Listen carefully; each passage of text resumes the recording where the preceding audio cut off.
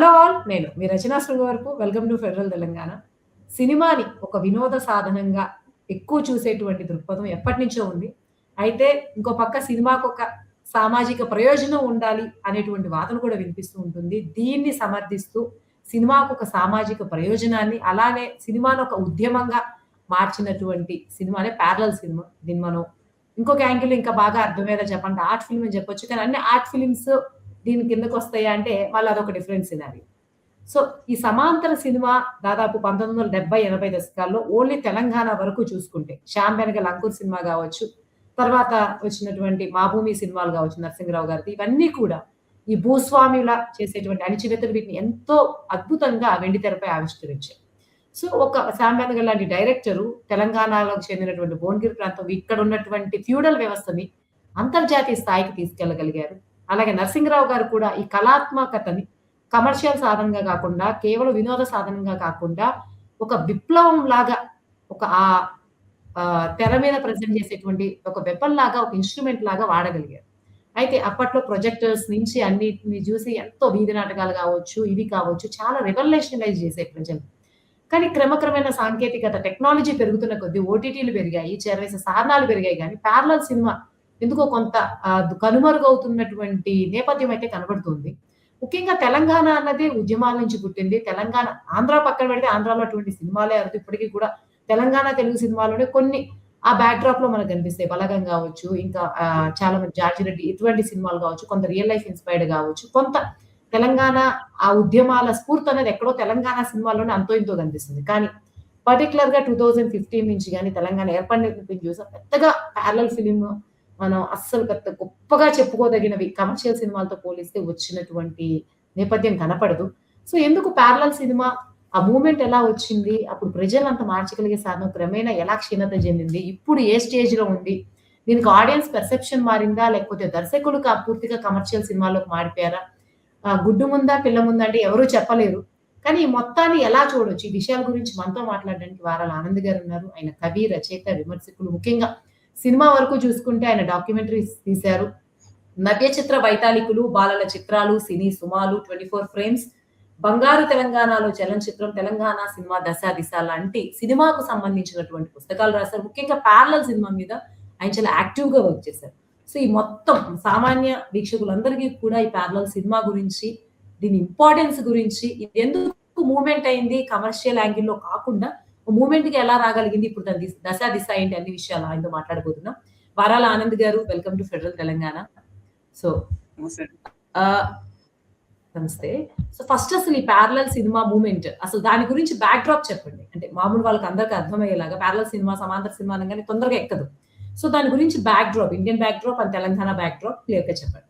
Actually cinema అనేది ముఖ్యంగా entertainment medium అండి. ప్రాథమికంగా ఎంటర్‌టైన్‌మెంట్ మీడియంగానే అది ప్రారంభమైంది. ఆ తర్వాత సాగుతూ వచ్చింది.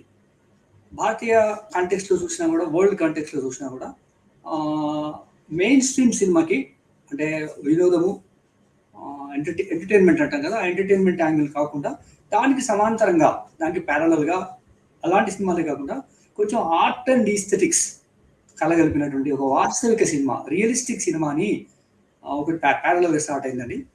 అది ఫ్రెంచ్‌లో స్టార్ట్ అయింది, ఇటలీలో స్టార్ట్ అయింది, విక్టోరియా డెసికా నుంచి మొదలు పెడితే ఐజెన్స్టీన్, జపాన్లో అకిరా కురోసావా, ఇట్లా చాలా మంది ఫిల్మ్ మేకర్స్ అందరూ 50స్‌లో, ఆ 50స్‌లోనే ఒక ప్యారలల్ యాంగిల్ నుంచి, అంటే కేవలం వ్యాపారం మాత్రమే కాదు, కేవలం ఎంటర్‌టైన్‌మెంట్ మాత్రమే కాదు, దానికి అదర్ వైపు ఇంకో వైపు కూడా ఉంది సమాజం. ఆ ఇంకో వైపు ఉన్న సమాజాన్ని ఎట్లా చూడాలి, ఎట్లా అర్థం చేసుకోవాలి, దానిలో ఆర్ట్ అంటే ఏమిటి, ఆర్ట్ అండ్ ఈస్థెటిక్స్ ఎట్లా ఇన్వాల్వ్ చేయాలి విజువల్ మీడియాలో అనే ఉద్దేశంతో ఆ ప్యారలల్ సినిమా మూవ్‌మెంట్ అనేది 50స్‌లోనే ప్రారంభమైందండి. భారతదేశం కాంటెక్స్ట్‌కి వచ్చేసరికల్లా రుత్విక్ ఘటక్, సత్యజిత్ రే, మృణాల్ సేన్, ఈ ముగ్గురు బెంగాల్ నుంచి వచ్చిన ఫిల్మ్ ట్రయో అండి. ఆ ముగ్గురు దర్శకులు తీసినటువంటి సినిమాల నేపథ్యం భారతీయ సమాంతర సినిమాకి, అదే మనం ఇందాక నుంచి చెప్తున్న ఆర్ట్ సినిమా, సమాంతర సినిమా, అదర్ సినిమా, ఇట్లా చాలా పేర్లతో పిలుచుకున్నాం దాన్ని. అలాంటి ఆ సమాంతర సినిమా అనేది ఆ ముగ్గురితో అక్కడ ప్రారంభమైందండి. ఆ ముగ్గురులో సత్యజిత్ రే 1956లో వచ్చినటువంటి పథేర్ పాంచాలి అనే ఒక సినిమా ఒక art and aesthetics in visual media, దానికి ఒక ఎక్సలెంట్ మోడల్గా, ఒక పొయిటిక్ ఎక్సలెన్స్ మోడల్గా నిలబడింది. ప్రపంచవ్యాప్తంగా ఆ విజువలైజేషన్, ఆ సినిమాలో చూపించినటువంటి ఆ సింబాలిక్ విజువల్స్ ప్రపంచాన్ని ఒక అబ్బురపరిచిందండి. నేను ఒక ఎగ్జాంపుల్ చెప్తాను. ఒక మనిషి చనిపోయాడు అని చూపించడానికి పతేర్ పాంచాలిలో ఒక సీన్ పెడతారండి. అదేంటంటే దుర్గ పడుకొని ఉంటుంది, ఆ చనిపోయిన ఆవిడ పడుకొని ఉంటుంది ముసలావిడ. ఆమె ముఖం మీద ఈగ తిరుగుతుందండి, ఫ్లై. ఈగ తిరగడం అనేది ఆమె చనిపోయిందని చెప్పడానికి ఆయన సింబలైజ్ చేస్తారండి. అట్లా ఆ సినిమా అంతా కూడా ఒక ఆర్టిస్టిక్, చూస్తూ ఉంటే ఒక పోయిం చదివినట్టుగా, ఒక వాస్తవంగా మన ఊళ్ళో మనం బతుకున్నట్టుగా, ఏ ఊరైనా సరే భారతదేశంలో ఏ ఊరు చూసినా పతేర్ పంచాలి నాకు అనిపిస్తుంది అనే లెవెల్లో వచ్చిన పతేర్ పంచాలి తర్వాత ప్యారలల్ సినిమా మూవ్మెంట్ అనేది భారతదేశంలో చాలా ఉవ్వెత్తునేసింది. అండ్ తర్వాత మృణాల్ సేన్ వచ్చారు, శ్యామ్ బెనగల్ వచ్చారు. ఆ క్రమంలో మిగతా లాంగ్వేజెస్లో కూడా అన్ని భాషల్లో కూడా ఒక సమాంతర మూవ్మెంట్, ఆల్మోస్ట్ మూవ్మెంట్ లానే వచ్చిందండి. ఆ మూమెంట్ రావడానికి పీపుల్ పర్సెప్షన్ ఒకటి, అట్లాగే ఫిల్మ్ మేకర్స్ పర్సెప్షన్ ఒకటి చాలా డిఫరెంట్గా ఉంటుంది. అంటే ఈ హాలీవుడ్ సినిమాలో ఉన్నటువంటి ఆ వైలెన్స్ కానివ్వండి, ఆ రొమాన్స్ కానివ్వండి, ఆ ఆర్టిఫిషియాలిటీ ఏదైతే మనకు కనబడిందో, అట్లాగే భారతదేశ సినిమాలో కూడా లార్జర్ ద లైఫ్ అంటారు కదా, జీవన పరిస్థితికి భిన్నంగా హై లెవెల్లో చూపించిన క్యారెక్టర్స్ కాకుండా ఒక రియలిస్టిక్ క్యారెక్టర్స్ వచ్చిన సినిమాలు చాలా స్టేట్స్లో వచ్చాయి, చాలా లాంగ్వేజ్లో వచ్చాయండి. ముఖ్యంగా బెంగాల్, కేరళ, కన్నడ, మరాఠీ ఈ భాషలో చాలా చాలా మంచి సినిమాలు వచ్చాయండి. ఇంటర్నేషనల్ అక్లెయిమ్డ్ సినిమాలు వచ్చాయి. దానిలో ఎన్నో ప్రయోగాలు జరిగాయి. ఆ విజువల్ మీడియాలో మణి కౌల్ కానివ్వండి, కుమార్ సహాని కానివ్వండి, అటు మలయాళంకి వెళ్తే అతూర్ గోపాలకృష్ణన్, అరవిందన్, అట్లాగే కర్ణాటకకి వెళ్తే గిరీష్ కాసరవెల్లి, గిరీష్ కర్నాడ్, ఎండి వాసుదేవ్ నాయర్. ఆ క్రమంలో ఇతర లాంగ్వేజెస్లో అద్భుతమైనటువంటి ప్యారలల్ సినిమా మూవ్మెంట్ వచ్చిందండి. ఒక 10-15 ఏళ్ల పాటు ఆ మూవ్మెంట్ అనేది భారతదేశ వ్యాప్తంగా కూడా అద్భుతంగా పనిచేసింది. గొప్ప సినిమాలు వచ్చాయి. ఇంటర్నేషనల్ ఫిల్మ్ ఫెస్టివల్స్లో అనేక కంట్రీస్లో మార్వలెస్ అని అనిపించుకున్న సినిమాలు కూడా వచ్చాయి. కానీ తెలుగు సినిమాకు వచ్చేసరికల్లా అది ఆ పరిస్థితి రాలేదండి. ఆ పరిస్థితి ఎందుకంటే మద్రాసులో ఉన్నటువంటి తెలుగు సినిమా సెంటర్ అంతా కూడా అది కేవలం కమర్షియల్ సినిమాకి, ఒక వినోదాత్మక సినిమాకి ప్రధానమైనటువంటి వేదికగా ఉండి ఆ ప్యారలల్ సినిమాకి చాలా దూరంగా ఉంటుందండి. ఆ దూరం నిజానికి ఎట్లా అంటే ఆ ఊహల్లో బతకడం, ఒక ఊహాతీతమైనటువంటి జీవితాన్ని చూడడం, అది సినిమాలో మనకు అర్థమైంది. హీరో అంటే 10 మందిని కొడతాడు, అమ్మాయిలతో డ్యాన్సులు చేస్తాడు, అమ్మాయిలతో పాటలు పాడతాడు, ఇది సినిమా. లేదా ఒక మెలోడీ, లేదా ఒక మెలంకలి, ఇలాంటి ఒక అనేకమైనటువంటి కారణాలతోటి అంటే భిన్నంగా ఒక ఊహా ప్రపంచాన్ని ఆవిష్కరించినటువంటి సినిమాగా తెలుగు సినిమా ఉండింది. వ్యాపారం ఒకటే, డబ్బులు పెట్టాము డబ్బులు వచ్చాయా అనే యాంగిల్లో ఉన్న సినిమాకి మనం అనుకుంటున్న ఈ ప్యారలల్ సినిమా మూవ్మెంట్ అనేది నిజానికి స్టార్టింగ్లో మాలపిల్ల లాంటి సినిమాల్లో కొన్ని మంచి ప్రయోగాలు జరిగాయి. కానీ నాకు తెలిసి నేను అబ్జర్వ్ చేసిన కాడికైతే ప్యారలల్ సినిమా తెలుగులో తిలక్ గారు తీసినటువంటి భూమి కోసం అనే సినిమాతో ప్రారంభమైంది అనుకుంటున్నాను. భూమి కోసం అనే సినిమా కూడా ఇందాకే మీరు అన్నట్టుగా ఒక రైతు, కూలి, భూమి ఈ సమస్య మీద తీయబడ్డ సినిమా అండి. చాలా మంచి సినిమా అండి. కేబీ తిలక్ అప్పటిదాకా కమర్షియల్ యాంగిల్లో ఉన్నటువంటి డైరెక్టర్ తీసిన సినిమా అది. అది మొట్టమొదటి ఆల్మోస్ట్ మొట్టమొదటి సినిమా అని అనుకుంటున్నాను. అందులో ఆ సినిమాలోనే సూపర్ స్టార్గా వేసినటువంటి హీరోయిన్ జయప్రద ఆ సినిమాలోనే ఫస్ట్ సినిమా ఎంట్రీ అయింది. ఆ తర్వాత తెలుగు సినిమాలకు వచ్చినప్పుడు ప్యారలల్ సినిమా గురించి మాట్లాడినప్పుడు మీరు ఇందాక చెప్పినట్టుగా శ్యామ్ బెనగల్, అంకుర్, నిశాంత్, బీరసింహరావు సినిమాలు, అక్కినేని కుటుంబరావు సినిమాలు ఇవన్నీ చెప్పినప్పటికీ వీటన్నిటికంటే ముందు 1975లో బిఎస్ నారాయణ అనే ఒక ఫిల్మ్ డైరెక్టర్ అండి. బిఎస్ నారాయణ అనే ఒక ఫిల్మ్ డైరెక్టర్ 2 సినిమాలు చేశారు. 2 ఫిల్మ్స్ చేశారు. ఒకటి ఊరుమడి బతుకులు, ఇంకోటి నిమజ్జనం. ఈ 2 సినిమాలు కూడా ఇంటర్నేషనల్ ఫిల్మ్ ఫెస్టివల్ ఆఫ్ ఇండియాలో ఇండియన్ పెనారమాలో ఎంట్రీ అయ్యాయండి. ఆ 2 సినిమాలకి ఉత్తమ ప్రాంతీయ సినిమాలుగా అవార్డులు వచ్చాయి. నిమజ్జనంలో యాక్ట్ చేసిన శారదకి బెస్ట్ యాక్ట్రెస్ అవార్డు వచ్చిందండి ఆ ఇయర్. అటువంటి 2 మంచి సినిమాలు తీసినటువంటి, ఒక మీనింగ్ఫుల్, ఒక ప్రోగ్రెసివ్ సినిమాలు తీసినటువంటి డైరెక్టర్ అయిన బిఎస్ నారాయణ అండి. అది 75లో వచ్చింది. మనం అనుకుంటున్నా మా భూమి వీటన్నిటికంటే ముందు వచ్చిన సినిమా అండి. సినిమాలు అవి అది బిఎస్ నారాయణ గారు చేశారు. ఆ తర్వాత శ్యామ్ బెనగల్తో పాటు ప్యారలల్గా కొంచెం అటు ఇటు సంవత్సరాలు కరెక్ట్ కాకుండా మృణాల్ సేన్ ఒక సినిమా తీశారండి. ఒక ఊరి కథ కూడా ఆనంద్ గారు సారీ టు ఇంటరప్ట్. ఇదే సమయంలో అంటే ఇప్పుడు వస్తున్న సినిమా చూసినా ఎప్పుడు వస్తున్న సినిమా చూసినా సినిమాలో డిఫరెంట్ కైండ్ ఒకళ్ళు అన్ని కమర్షియల్ సినిమాలైనా ఒకటి కామిక్ జోనర్ ఒకటి హారర్ జోనర్ ఇట్లా నడుస్తూ ఉంటాయి.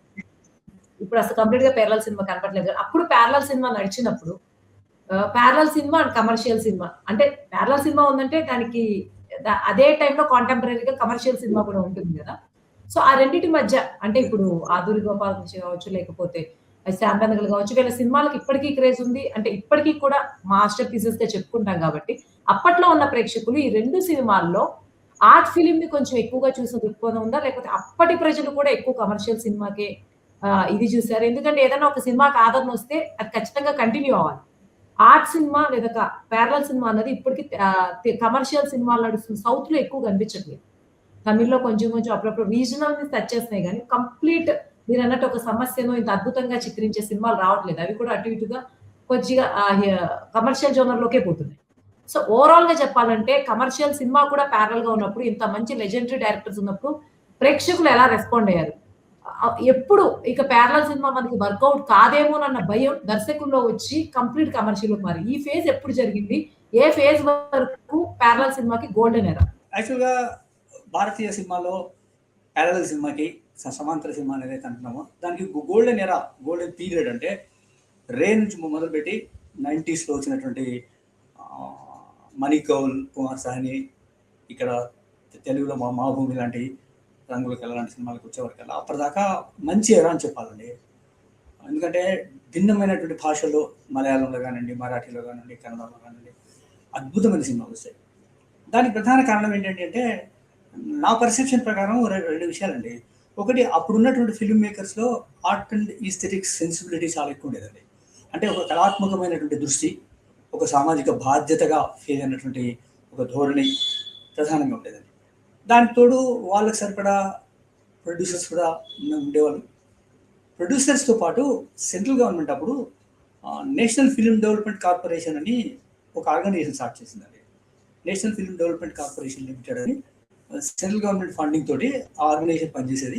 ఆ ఆర్గనైజేషన్ ఇలాంటి ఒక మీనింగ్ఫుల్ సినిమాకి ఫండింగ్ చేసేదండి. సినిమా ప్రొడక్షన్కి ఫండ్ ఇవ్వడం, గ్రాంట్ ఇవ్వడం కానీ, లోన్లు ఇవ్వడం కానీ, ఆ సినిమాని తీసుకెళ్ళి ఇంటర్నేషనల్ ఎరేనాలో అంటే ప్రపంచవ్యాప్తంగా జరిగే అనేక ఇంటర్నేషనల్ ఫెస్టివల్స్లో స్క్రీనింగ్ చేయడం కానీ అలాంటి పనంతా ఎన్ఎఫ్డిసి సీరియస్గా చేసిందండి. ఆ ఎన్ఎఫ్డిసి సపోర్ట్తో మన దేశంలో సమాంతర సినిమా చాలా సక్సెస్ఫుల్గా రన్ అయిందండి. ప్రేక్షకుల విషయానికి మీరు అడిగినట్టుగా ప్రేక్షకుల విషయానికి వచ్చినప్పుడు కూడా నిజానికి సినిమా అనేది మనకు తెలుసు వినోదమే ప్రధానంగా, ఎంటర్టైన్మెంటే మెయిన్ రీజన్గా. దానిలో song and dance, fights, romance, love ఇవన్నీ ఉన్నటువంటి ప్రధాన స్రవంతి సినిమాకి ప్యారలల్గా ఒక సినిమా వస్తున్నప్పుడు దాన్ని నిలదొక్కుకోవడం అనేది అంత ఈజీ వ్యవహారమే కాదండి. కానీ నేను ఇందాక చెప్పిన ఎన్ఎఫ్డిసి సపోర్ట్ కావచ్చు, రైటర్స్ అండ్ ప్రొడ్యూసర్స్ సపోర్ట్ కావచ్చు, వాటితో ఆ సినిమా కూడా ఒక కమర్షియల్ వైబిలిటీ ఉన్న సినిమాకి, కమర్షియల్గా సక్సెస్ అవుతున్న సినిమాకి సమాంతరంగా ఒక చిన్న వాయిస్ అయినప్పటికీ కూడా ఆ గొంతు స్పష్టంగా వినిపించిందండి. మీకు బెంగాల్ నుంచి మొదలు పెడితే కేరళ దాకా ఆ గొంతు స్పష్టంగా సమాజంలోకి వెళ్ళిందండి. ఆ స్వరం వెళ్ళింది. ఆ స్వరం వెళ్తున్న క్రమంలో ఇంకొక మూమెంట్ కూడా స్టార్ట్ అయిందండి. అది ఫిల్మ్ సొసైటీ మూమెంట్ అండి. అది కూడా బెంగాల్లోనే ప్రారంభమైంది. ఇప్పటికే ఫిల్మ్ సొసైటీ మూమెంట్ మొదలై 75 ఏళ్ళు దాటింది. ఈ 75 ఏళ్లలో కూడా సినిమాని కామన్ పీపుల్ దగ్గరికి తీసుకెళ్ళాలి, ఈ మీనింగ్ఫుల్ సినిమాని, అర్థవంతమైన సినిమాని కామన్ పీపుల్ దగ్గరికి తీసుకెళ్ళాలి అనే ఒక మూమెంట్గా అదొక సబ్జెక్ట్ అండి. ఫిల్మ్ సొసైటీ మూమెంట్ అంటూ ఊరూరా ఫిల్మ్ క్లబ్లు పెట్టి ఈ ఆర్ట్ సినిమాలు తీసుకెళ్ళి ప్రజలకు చూపించడం అదొక యాక్టివిటీ జరిగిందండి. ఇది ఆర్ట్ ఈస్థెటిక్స్ సినిమా ఒకటి, ప్రోగ్రెసివ్ సినిమా ఒకటి అండి. ఈ రెండు కలిపినటువంటి అది వ్యాపార సినిమాకి సమాంతరంగా నిలదొక్కుందండి. మీరు అడిగిన ప్రశ్న ప్రకారం అప్పుడు ప్రేక్షకులు ఎటువైపు నిలబడ్డారు, ఏ సినిమాని ఆదరించారు అంటే మెజారిటీ పీపుల్ ఎప్పుడైనా కూడా ఎట్లా ఉంటుందంటే ఎంటర్టైన్మెంట్ వైపు, కాలక్షేపం వైపు జనం మరలే అవకాశం ఉంటుందండి.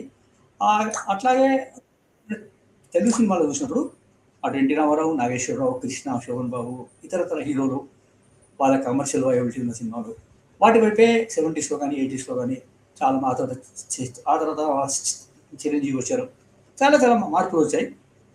అటు నిజానికి మెయిన్ స్ట్రీమ్ సినిమాలో కూడా 100% సక్సెస్, ఫైనాన్షియల్ సక్సెస్ ఉందని చెప్పడానికి లేదండి. అక్కడ ఫెయిల్యూర్స్ ఉన్నాయి, అక్కడ డిజాస్టర్స్ కూడా ఉన్నాయి. కానీ సమాంతర సినిమాకు దానికి పోల్చినప్పుడు అక్కడ డబ్బుల వ్యవహారం ఉంది, ఇక్కడేమో ఆర్ట్ అండ్ ప్రోగ్రెసివ్ ఎలిమెంట్ ఉందండి. ఈ రెంటి తేడాలో ఈ ప్రోగ్రెసివ్ సినిమాకి ఒక మైనారిటీ సెక్షన్ అయినప్పటికీ కూడా ఆ మైనారిటీ సెక్షన్ అప్పుడు ఇప్పుడు ఎప్పుడు సపోర్టివ్గానే ఉందండి.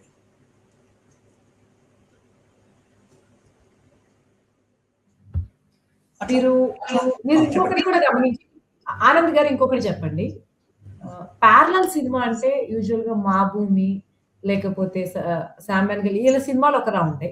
తర్వాత మనం 'కొడవటి గంటి' 'అక్కినేని కుటుంబరావు సంబడి', 'భద్రం కొడుకో' లాంటి సినిమాలు తీసినప్పుడు అంటే విత్ జనరేషన్ వచ్చేసరికి ఈ సినిమా ఎలా రూపాంతరం చెందింది? ఎక్కడో మనకి ఇప్పుడు కొంత కాన్సెప్ట్ పరంగా అవే వస్తుందా? క్వాలిటీ పరంగా కానీ, ఆ ఎమోషన్‌ని క్యారీ ఔట్ చేయడంలో గాని, ఆ డిఫరెన్సెస్‌ని మీరు ఎలా చూస్తున్నారు? ఎందుకో అప్పుడే బావుందేమో, olden days or golden days అంటారు కదా! కొంచెం ఆ ఫీలింగ్ ఎక్కడో ఆ తర్వాత వచ్చినటువంటి ప్యారలల్ ఆ మూలాలున్నటువంటి సినిమాలొచ్చినా అది ఇంప్రెసివ్‌గా అనిపించలేదు. దానికి కారణాలు ఏమై ఉండొచ్చు? మీకెలా అనిపించింది? మంచి ప్రశ్న అండి. ఎందుకంటే తెలంగాణ ఏర్పడక ముందు, తెలంగాణ ఏర్పడిన తర్వాత, తెలంగాణ భావన కంటే ముందు 75s, 80sలో ఉన్నటువంటి సినిమాకి ప్యారలల్ సినిమా గురించి మనం మాట్లాడుకుంటే, ప్యారలల్ సినిమాలో ఉన్న దానికి ఇటీవల కాలంలో వచ్చినటువంటి సినిమాలు ఏవైతే వచ్చాయో, ఏది 'రాజు వెడ్స్' సంథింగ్ చాలా సినిమాలు వచ్చాయి కదండి. 'రాజు వెడ్స్ రాంబాయి'. 'రాజు వెడ్స్ రాంబాయి' నుంచి మొదలుపెడితే 'బలగం' లాంటి సినిమాలు మొదలుపెడితే, ఆ సినిమాలకు ఈ సినిమాలకు ఏంటి తేడా, అసలు ఎట్లా వచ్చిందని ఆలోచిస్తే అది ఒక రకంగా కమర్షియల్ సినిమాకి ప్యారలల్గానే ఉన్నాయండి. అంతవరకు దాన్ని ఒప్పుకోవాలి. ఎందుకంటే కేవలం కమర్షియల్ ఎలిమెంట్స్ మాత్రమే పెట్టి వాళ్ళ 'బలగం' తీయలేదు, 'రాజు వెడ్స్ రాంబాయి' తీయలేదు. అంతకుముందు తీసినటువంటి 'భద్రం కొడుకు' కానివ్వండి, మిగతా సినిమాలు కూడా ఇవి కూడా ఈ కమర్షియల్ వైబిలిటీ ఉందా లేదా, కమర్షియల్ ఎలిమెంట్స్ అన్ని పెట్టామా లేదా అనే ఆలోచన చేయలేదండి. కానీ ఇవాళ వస్తున్నట్టు ఆఫ్టర్ తెలంగాణ ఏర్పడిన తర్వాత వస్తున్న సినిమాలకి, అంతకుముందు వచ్చినటువంటి ప్యారలల్ సినిమాకి చాలా స్పష్టమైన తేడా ఉంది. నేను అబ్జర్వ్ చేసిన దగ్గరికి ఏంటంటే, ఇప్పుడు నేను చెప్పాను, మృణాల్ సేన్ తీసినటువంటి 'ఒక ఊరి కథ' సినిమా ఉందండి. అట్లాగే శ్యామ్ బెనగల్ తీసినటువంటి 'అంకుర్' సినిమా ఉందండి. అట్లాగే గౌతమ్ ఘోష్ తీసినటువంటి 'మా భూమి' సినిమా ఉందండి. ఈ సినిమాని చూసినప్పుడు అక్కడ ఏముందంటే పబ్లిక్ అప్రిషియేషన్, అంటే భూస్వాములు, పెట్టుబడిదారులు, ఆ వాళ్ళు కామన్ పీపుల్, వాళ్ళ మధ్య ఉన్నటువంటి ఆ సంఘర్షణ ఏదైతే ఉందో, ఆ సంఘర్షణని, ఆ పోరాటాన్ని స్పష్టంగా చూపించే ప్రయత్నం చేశారు. అది ఆర్టిస్టిక్ యాంగిల్లో. ఇప్పుడు 'మా భూమి' ఉందనుకోండి, 'మా భూమిలో' నైజాంకు వ్యతిరేకంగా తెలంగాణ ప్రాంతంలో వచ్చినటువంటి ఆ రెవల్యూషనరీ ఆస్పెక్ట్ ఏదో దాన్ని అత్యంత నిజాయితీగా, అత్యంత కళాత్మకంగా, ఎమోషనల్గా రికార్డ్ చేశారండి. ఆ విషయంలో 'మా భూమి' తెలంగాణ భాష కనబడుతుంది, ఇది వినబడుతుంది, తెలంగాణ ప్రజలు కనబడతారు, తెలంగాణ జీవితం కనబడుతుంది, తెలంగాణ ఊరు కనబడుతుంది. కానీ అదే ఇవన్నీ కనబడ్డప్పటికీ కూడా 'బలగం' సినిమాని మీరు 'మా భూమి'తో పోల్చలేరు. ఎందుకంటే 'మా భూమిలో' ఒక ఫిలాసఫిక్ బేస్ ఉందండి. ఆపరేషన్కి, అణచివేతకు వ్యతిరేకంగా ఉన్నటువంటి ఒక ఫిలాసఫిక్ బేస్ ఉందండి. మీరు 'బలగం' లాంటిది లేదా 'రాజు వెడ్స్ రాంబాయి' లాంటి సినిమాలకు వచ్చేసరికి కదా ఆ ఫిలాసఫిక్ బేస్ లేదండి. తెలంగాణ జీవితాన్ని చూపించాలి, తెలంగాణ కల్చర్ చూపించాలి, తెలంగాణ జీవితాన్ని చూపించాలి, భాషను చూపించాలి, ఆ భాషను ఎక్స్‌ప్లాయిట్ చేయాలి. ఈ యాంగిల్సే ఉన్నాయి తప్ప ఒక ఫిలాసఫిక్ బేస్ కనిపించట్లేదని నేను వ్యక్తిగతంగా భావిస్తున్నాను. అట్లాగే మీరు 'అంకుర్' సినిమా ఉందండి. శ్యామ్ బెనగల్ తీశారు. Shyam Benegal is from Secunderabad. ఆ సికింద్రాబాద్లో పుట్టి పెరిగారు. బ్లేజ్ ఇంటర్నేషనల్ పనిచేశారు. ఆయన తీసినటువంటి 'అంకుర్' సినిమాలో మీకు చివరి దాకా కూడా భూస్వామి, ఒక లేడీ, ఆ అణచివేత ఏందో చివరికి ఒక బాబు ఒక రాయి తీసుకొని భూస్వామి ఇంటి మీదకి విసిరేస్తాడండి. దాంతో సినిమా ఎండ్ అవుతుంది. అంటే it is a symbol of revolution, ఒక తిరుగుబాటు. ఒక సామాన్య ప్రజలు, అప్రెషన్కు గురైన ప్రజలు ఎట్లా స్పందిస్తారు, ఎట్లా రియాక్ట్ అవుతారు అని చెప్పడానికి ఒక అద్భుతమైనటువంటి సింబాలిక్ ఎక్స్ప్రెషన్తో తీయబడ్డ సినిమా అండి. ఇప్పుడు ఆ సింబాలిజం అనేది ఇవాళ సినిమాలో ఉందా అన్నది డైరెక్టర్లు ఆలోచించుకోవాలి. అంటే నేను అనేది విప్లవం ఒకటే కాదు, సమాజంలో జరిగే అనేక విషయాల మీద కూడా ఆ సింబాలిక్ ఎక్స్ప్రెషన్స్, అంటే సినిమాటిక్ లాంగ్వేజ్ అని ఒకటి ఉంటుందండి. అది నేను వాళ్ళ ప్రత్యేకించి అంటే ఫిల్మ్ మేకర్స్ మిగతా వాళ్ళకి చెప్పాల్సిన అవసరం లేదు, కానీ కామన్ పీపుల్ అర్థం చేసుకోవాల్సింది ఏంటంటే సినిమా కూడా ఒక భాష ఉంటుందండి. ఆ సినిమాటిక్ లాంగ్వేజ్ని అర్థం చేసుకోగలిగినప్పుడు కేవలం సీన్లు కాకుండా ఒక కంటిన్యూటీ ఆఫ్ థాట్, ఒక కంటిన్యూటీ ఆఫ్ విజువల్ కల్చర్ ఉండాల్సిన అవసరం ఉంటుంది. ఆ తేడా మాత్రం ఇవాళ స్పష్టంగా కనపడుతుందండి. అప్పుడు నిమజ్జనం కానివ్వండి, మాభూమి కానివ్వండి, అట్లాగే శ్యామణ్ గారు తీసినటువంటి అంకుర్, నిషాంత్, మంథన్, ఆ తర్వాత మండి అనే ఒక సినిమా వచ్చిందండి, శ్యామణ్ గారు తీశారు. ఒక వేశ్యావాటికల్లో ఉండేటువంటి మహిళల మానసిక స్థితిని, సామాజిక పరిస్థితిని చూపిస్తూ వచ్చిన సినిమా అండి. అట్లా ఆ 70s, 80s, 85s వరకు 90లోకి వచ్చినటువంటి ఈ ప్యారలల్ సినిమాలో ఒక సోషల్ రిలవెన్స్, ఒక సోషల్ చేంజ్, సామాజిక మార్పు గమనంలో సినిమా కూడా ఒక ఇన్స్ట్రుమెంట్, సినిమా కూడా ఒక మాధ్యమంలాగా సమాజంలో విలువల మార్పుకి, సమాజంలో ఆర్థిక అసమానతల్ని తొలగించే క్రమంలో భాగంగా ఆ సినిమాలు పనిచేశాయండి. ఇవాళ వచ్చే వరకు అలాంటి సినిమాలు వస్తున్నాయి, తెలంగాణ భాష వస్తుంది, తెలంగాణ అన్ని మాట్లాడుతున్నారు, కానీ ఆ ఫిలాసఫిక్ బేస్ ఎక్కడో మిస్ అవుతుంది అని నాకు అనిపిస్తుంది.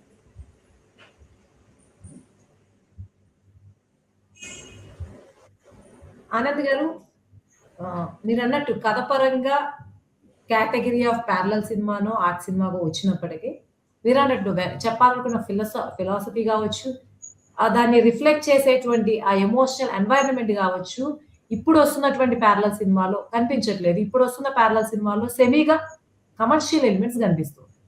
అయితే మీరు ఈ ట్రాన్స్ఫర్మేషన్‌ని షార్ప్‌గా తెలంగాణలో ఇప్పుడు అబ్జర్వ్ చేస్తారు. తెలంగాణ సినిమా వరకు చూస్తే ఇట్లా ప్యారలల్ సినిమా కూడా అది తీస్తూనే అదొక యాస్పెక్ట్‌లో ప్రయోజనాన్ని చూపిస్తూనే ఎక్కువ కమర్షియల్ ఎలిమెంట్స్‌ని మిక్స్ చేస్తూ. ఎందుకంటే ఫైనల్లీ ఇప్పటి సినిమా ఎజెండా ఒకటే, మార్కెట్ వసూలు కావడం, పెట్టిన పెట్టుబడులు రావడం. ఎవరు ఒప్పుకున్నా ఒప్పుకోకపోయినా that is the final. So ఈ మార్పుని ఏ కాలంలో గమనించారు? 2000స్‌లోనా, 2015స్‌లోనా, ఏ డెకేడ్‌లో ఈ మార్పు చాలా క్లియర్‌గా కనిపించింది. అంటే ఎప్పుడు కమర్షియల్ సినిమా ఉంది, కానీ ఆర్ట్ సినిమానో, ప్యారలల్ సినిమానో కూడా కమర్షియల్ ఎలిమెంట్స్‌తో మిక్స్ అయిపోవడాన్ని తెలంగాణ సినిమాలో మీరు ఎప్పటి నుంచి షార్ప్‌గా గమనించారు? ఇప్పటికీ నేను ఆలోచించేది ఏంటంటే బహుశా 2000-2025 ఈ 25 సంవత్సరాల పీరియడ్ని మనం తెలుగు సినిమా పీరియడ్ ఒకసారి మనం ఆలోచిస్తే ఈ 25 ఏళ్లలో తెలుగు సినిమా చాలా ట్రాన్స్ఫార్మ్ అయిందండి. సాంకేతికంగా చాలా చేంజెస్ వస్తున్నాయండి. అంతకుముందు మనకి స్టీరియోఫోనిక్ సౌండే ఒక అద్భుతమైన సక్సెస్ అనుకున్నాం. స్టీరియోఫోనిక్ సౌండ్ నుంచి మొదలు పెడితే ఇవాళ డాల్బీ నుంచి మొదలు పెడితే డిజిటల్ సౌండ్ దాకా వచ్చింది. విజువల్స్లో కూడా కేవలం కెమెరా వర్క్ మాత్రమే కాకుండా యానిమేషను, ఆ తర్వాత ఇవాళ వచ్చినట్టు ఏఐ దాకా వచ్చామండి.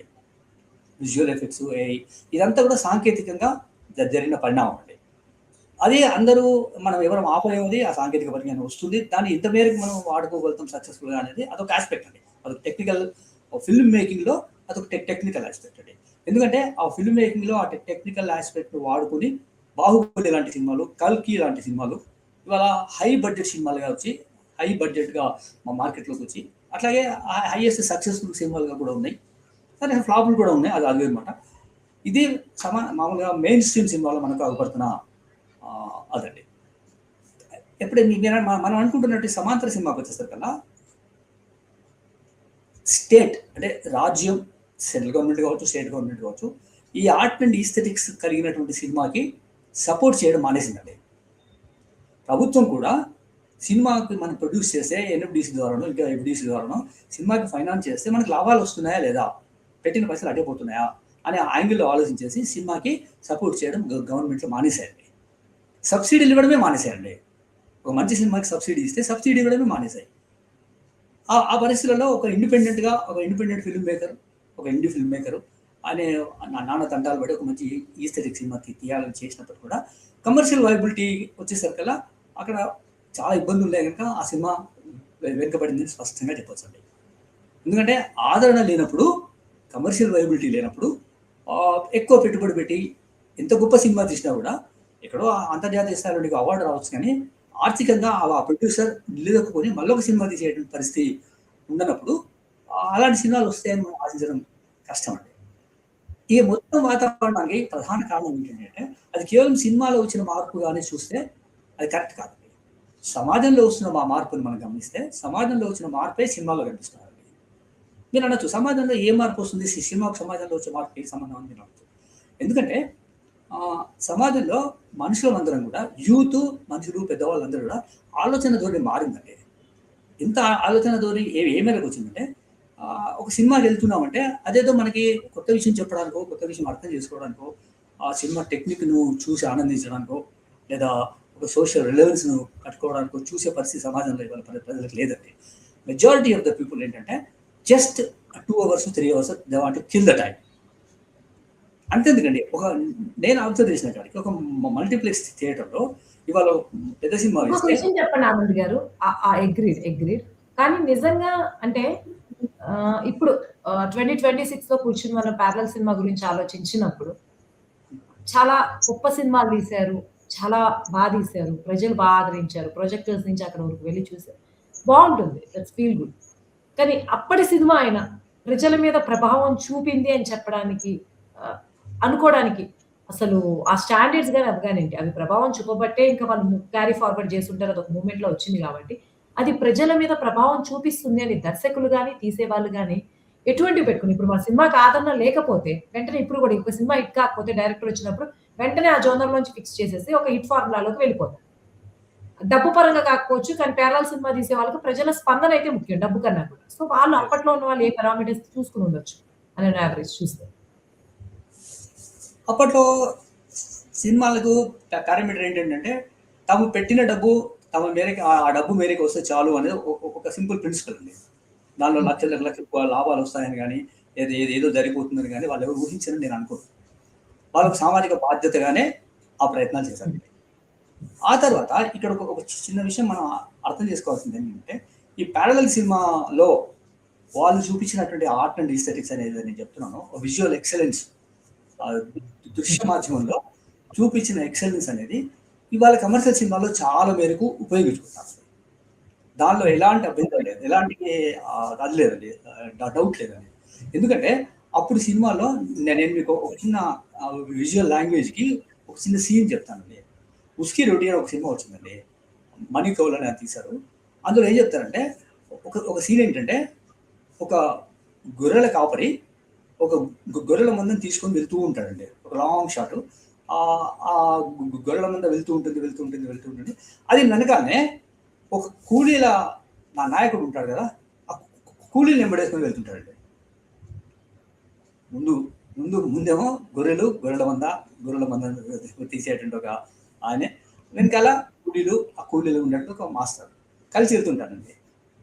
అది ఎంత గొప్ప లాంగ్వేజ్ చెప్పండి, అది ఎంత ఎక్స్ప్రెస్ చేస్తుందంటే ఈ కూలీలు కూడా గొర్రెల్లానే వెళ్తున్నారు, కూలీలు కూడా గొర్రెల్లానే చూస్తున్నారు అని చెప్పడానికి అదొక సీన్ చెప్పాడు ఆయన. ఇట్లా ఒక ఎక్స్ప్రెషన్కి అద్భుతమైన ఎక్స్ప్రెషన్ చూపిస్తారండి. అవన్నీ కూడా ఇవాళ మనం చూస్తున్నట్టు అనేక సినిమాల్లో దానిలోంచి ఇన్స్పైర్ అయిన వాళ్ళే. ఇక్కడ ఒక పాయింట్ మనం అర్థం చేసుకోవాల్సింది ఏంటంటే ఫిల్మ్ మేకర్స్లో ప్రొడ్యూసర్స్, యాక్టర్స్ చాలా మారారు. కమర్షియల్ వైబిలిటీ వచ్చింది, ఆర్టిస్ట్ సినిమా నుంచి బయటకు వచ్చారు, సినిమా అంతా ఇట్లా మారిందని మనం అనుకున్నాము. కానీ టెక్నీషియన్స్ పరంగా చాలామంది ఆర్ట్ సినిమాలో పనిచేసిన వాళ్ళు దీంట్లో పనిచేస్తున్నారండి.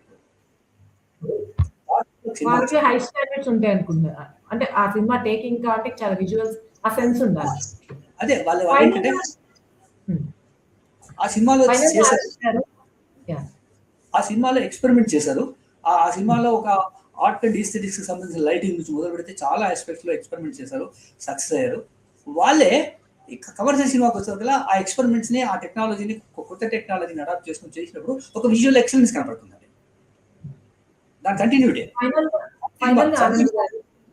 ఇప్పుడున్నటువంటి పరిస్థితుల్లో ఆనంద్ గారు తెలంగాణ వరకు చూసుకుంటే మళ్ళీ ఈ ప్యారలల్ సినిమా కమర్షియల్ సినిమాతో కలిసి కాకుండా, అంటే అయిపోయిన ఏదో కథ పరంగా అది ప్యారలల్ సినిమా జోన్ లో పడుతూ మళ్ళీ సాంగ్స్ కానివ్వండి, అక్కడ ఉండేటువంటి ఎలిమెంట్స్ కానీ అన్ని మళ్ళీ కమర్షియల్ తో కలవకుండా ప్యూర్ ప్యారలల్ సినిమా వచ్చేటువంటి అవకాశం ఏమైనా ఉందా? ఎందుకంటే తిరిగి సర్కిల్ ఎలా ఉంటుందో కమర్షియల్ సినిమాకి మళ్ళీ చాలా కాలం అయింది కాబట్టి మళ్ళీ గాలి కొత్తదనానికి వీచి ఇటువైపు మళ్ళీ అవకాశం ఏమైనా ఉందనుకుంటున్నారా? లేకపోతే ఇక ప్యారలల్ సినిమా అంతో ఇంతో మరుగున పడుతూ క్షీణించే దశ వచ్చిందని అనుకుంటున్నారా?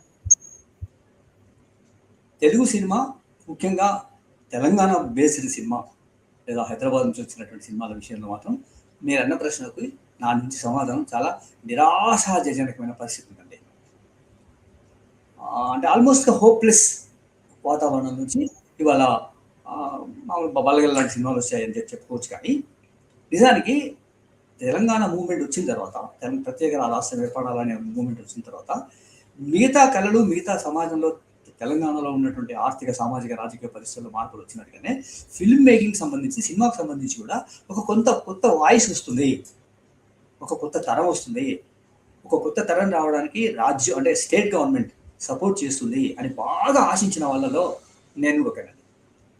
ఎందుకంటే అప్పుడెప్పుడైతే నెహ్రూ గారి జమానాలో స్వాతంత్రం వచ్చిన తర్వాత NFDC, national film development corporation, national film archives, national film institute, national school of drama ఇలాంటి ఒక సంస్థల్ని పెట్టి ఆ సంస్థలతోటి ఒక ఆర్ట్ అండ్ ఈస్థెటిక్స్, కళలు, విలువలు, సమాజము, మానవ సంబంధాలు వీటన్నిటిని ఓరియంటేషన్ తీసుకొని భిన్నమైనటువంటి సినిమాలు కానివ్వండి, డ్యాన్సులు కానివ్వండి, డ్రామాలు కానివ్వండి, అప్పటి నెహ్రూవియన్ ఎరాలో బాగా సక్సెస్ఫుల్గా సపోర్ట్ చేశారండి.